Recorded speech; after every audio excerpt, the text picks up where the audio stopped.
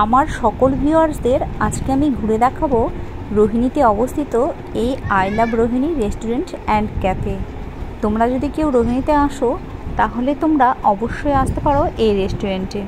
এই রেস্টুরেন্ট কিন্তু খুব সুন্দরভাবে সাজানো গোছানো, একদম পাহাড় লাগোয়া। আমার তো এখানে খুব ভালো লেগেছে। তোমরা এখানে এসে বেশ কিছুটা সময় কাটিয়ে যেতে পারো। এটা হলো এই রেস্টুরেন্টের কিচেন এরিয়া। ভেতরটা দেখো কি সুন্দরভাবে সাজানো, ভীষণ ভালো লাগছে দেখতে।